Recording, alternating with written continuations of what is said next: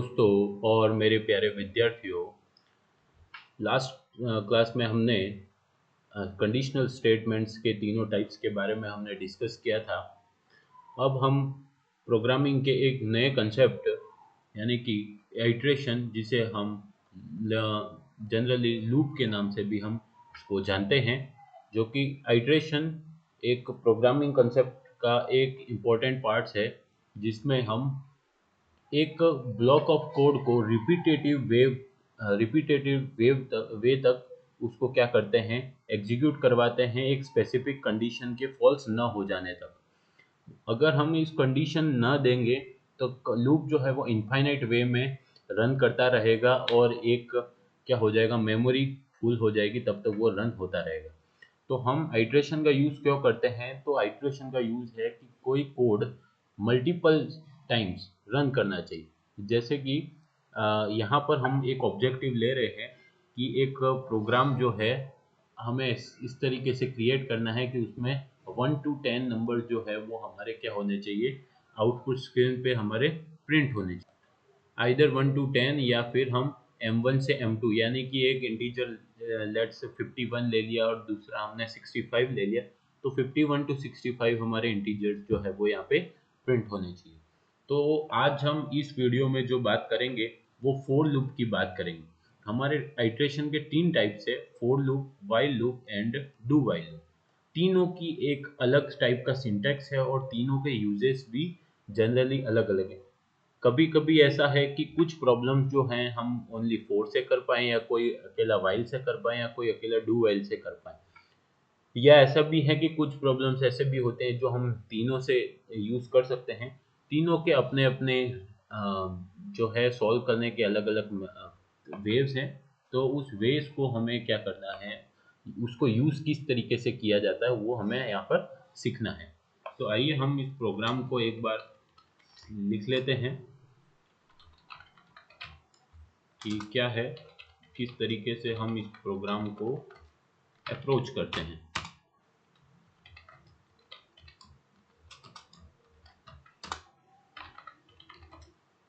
तो यहाँ तक तो हमने पिछली क्लासेस में हमने सीख रखा है। ये जो है ऊपर वाला पार्ट, ये तो कमेंटिंग है, ये मल्टी लाइन कमेंट्स है।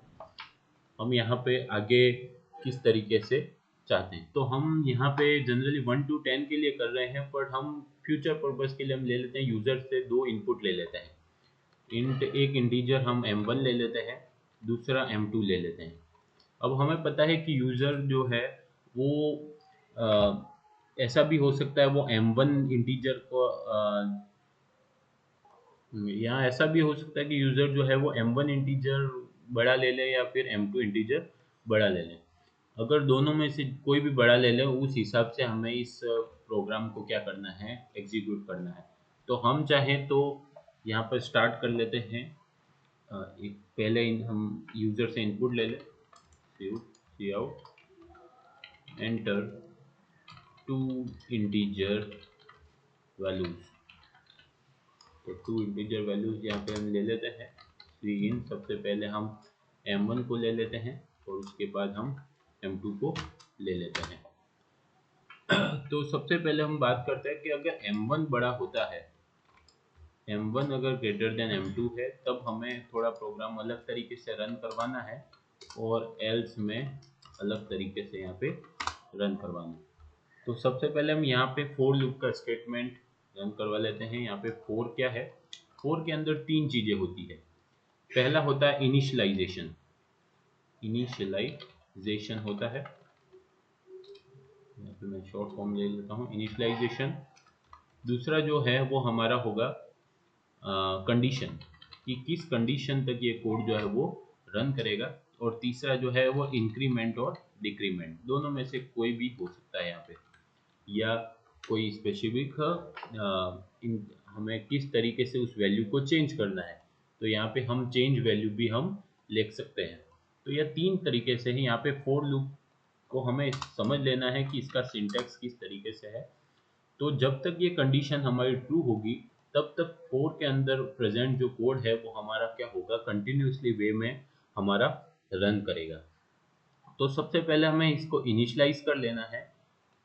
तो यहाँ पे मैं इनिशियलाइज कर लेता हूँ इसको, एक इंट ले लेता हूँ, इंट के ले लेते हैं, इंट आई ले लेते हैं। Int i equals to m2 से स्टार्ट करते हैं यहाँ पर, और तब तक इस वैल्यू को हमें कंडीशन देनी है कि जब तक इसकी वैल्यू क्या ना हो जाए, greater than less than equals to ये m1 ना रहे, m1 तक रहे, तब इसको क्या करना है, हमें रन करना है, और i प्लस प्लस।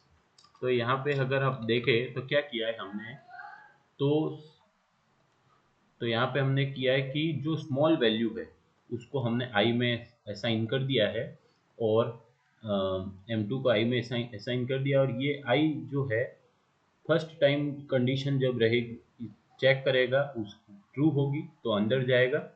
तो यहाँ पे सी आउट हम क्या करते हैं, लिख देते हैं m2 i यहाँ पे प्रिंट कर लेगा, और एक स्लैश n यहाँ पे लगा देते हैं। उसके बाद ये इसके कोड के इस ब्लॉक के अंदर का कोड जब पूरा एग्जीक्यूट हो जाएगा, तो ये लास्ट में इस ब्रेसेस से जस्ट पहले ये क्या करेगा, आई की वैल्यू को क्या कर लेगा, इंक्रीमेंट कर देगा। तो यहाँ पे एक चीज समझनी है कि ये वाला जो statement int i equals to m2, ये इस पूरे कोड में सिर्फ वन टाइम क्या होगा, एग्जीक्यूट होगा। उसके बाद सिर्फ ये दोनों कोड ही हमारे कंटिन्यूसली वे में चेक होंगे। तो अगर कोई ये ब्लॉक अगर n टाइम्स एग्जीक्यूट हो रहा है, तो int i equals to m2 जो है वो वन टाइम एग्जीक्यूट होगा, और I great less than equals to जो है वो n plus one time execute होगा। n टाइम तो इस कोड के लिए, और लास्ट टाइम जब वो फेलियर की कंडीशन आएगी उस टाइम के लिए कोड जो है वो, मतलब ये स्टेटमेंट जो है वो अपना रन होगा, और n टाइम ही ये i प्लस प्लस का कोड एग्जीक्यूट होगा। यहाँ पे i प्लस प्लस क्या है, तो ये एक इंक्रीमेंटल ऑपरेटर है। तो i प्लस प्लस किस तरीके से वर्क करता है, तो ये हमेशा जब इसके अंदर i आएगा तो i की एक वैल्यू ये क्या कर देगा, इंक्रीमेंट कर देगा। तो यहाँ पे हम दो टाइप के कॉन्सेप्ट जो है वो बाद में देखेंगे, एक होता है प्री इंक्रीमेंट और दूसरा होता है पोस्ट इंक्रीमेंट। अगर इस स्टेटमेंट को थोड़ा यहाँ ऊपर देख लें, अगर कोई वैल्यू है a equals to b plus plus और a equals to plus plus b, तो इन दोनों में कुछ डिफरेंस है। बी प्लस प्लस का मतलब है कि बी की जो वैल्यू है वो डायरेक्टली ही ए में असाइन हो जाएगी, और फिर बी की वैल्यू क्या होगी, इंक्रीमेंट होगी।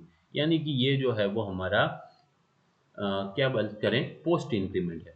जबकि यहाँ पे हम बात करें कि पहले वैल्यू इंक्रीमेंट होगी और उसके बाद क्या होगी, ए के अंदर असाइन होगी। तो ये हमारा पोस्ट इंक्रीमेंट कहलाता है, और ये हमारा क्या कहलाता है, प्री इंक्रीमेंट कहलाता है।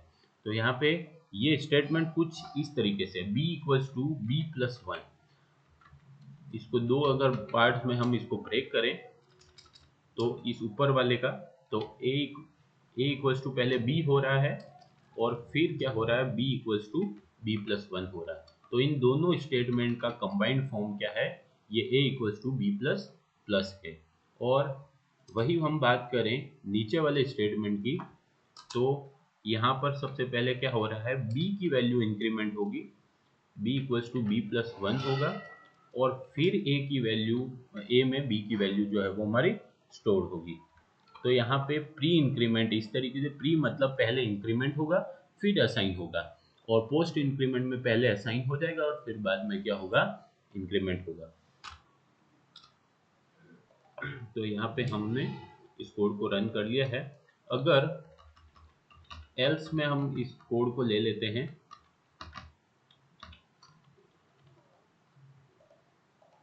एल्स में क्या है कि अगर m2 ग्रेटर हुआ, m1 ग्रेटर लेस हुआ, तो m1 से स्टार्ट करेंगे और m2 तक हमें क्या करना है, पहुंचना है। हम चाहे तो डिक्रीमेंट के थ्रू भी कर सकते हैं।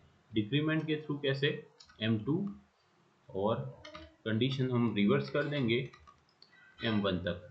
बट यहाँ पे क्या है कि ये वैल्यूज जो आएंगी वो उल्टी आ जाएंगी। यहाँ पे हमें i माइनस माइनस कर देंगे, तो यहाँ पे क्या होगा, पहले वैल्यू डिक्रीमेंट हो जाती है, तो ये वैल्यूज हमारी क्या है, काउंटर बैक आएगी। तो चलो इसको एक अच्छे तरीके से हम इस तरीके से करते हैं, यहाँ पर हम जो रिवर्स काउंटिंग करते हैं वो वाली चीज़ यहाँ पे करते हैं। यहाँ पे लास्ट में क्या आ जाएगा, फायर लिखा हुआ आ जाएगा। लेट्स यहाँ पे क्या आ जाएगा, फायर। तो यहाँ पे हम फायर करवा देंगे लास्ट में। तो यहाँ पर हम देख सकते हैं कि किस तरीके से हमने यहाँ पर अपना कोड जो है वो राइट कर लिया है। अब इस कोड को हम क्या करते हैं, कंपाइल करवाते हैं। यहाँ पे मैंने जो प्रोग्राम जो है वो counting.cpp से इसको लिखा है, तो g++ काउंटिंग।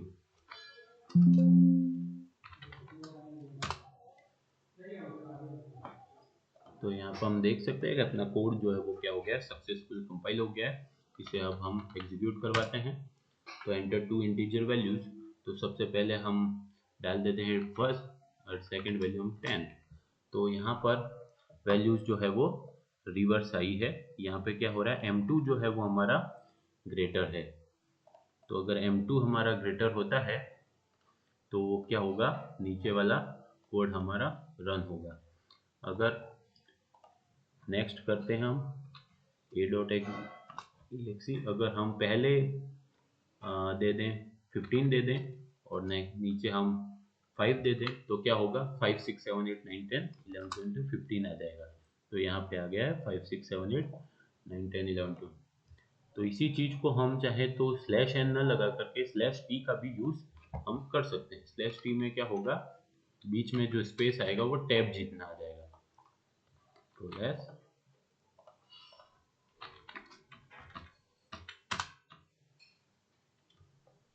तो यहाँ पे कोड अपना रिकम्पाइल हो रहा है और यहाँ पे कोड सक्सेसफुली रिकम्पाइल हो गया है।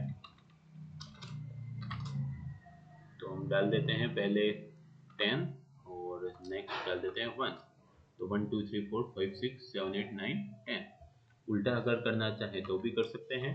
पहले अगर 1 देंगे और नेक्स्ट में 10 देंगे तो क्या होगा, 10 9 8 7 और लास्ट में क्या हो जाएगा, फायर हो जाएगा। तो यहाँ पे हमने एक ही कोड को दो अलग अलग तरीके से किया है। एक में हमने इंक्रीमेंट के थ्रू किया है, दूसरे को क्या किया है, डिक्रीमेंट के थ्रू किया। तो एक हमारा डायरेक्ट काउंटिंग है, एक हमारा क्या है, रिवर्स काउंटिंग का हो जाएगा। तो ऊपर वाला जो है वो हमारा रिवर्स काउंटिंग है, ठीक है, और नीचे वाला हमारा काउंटिंग का है।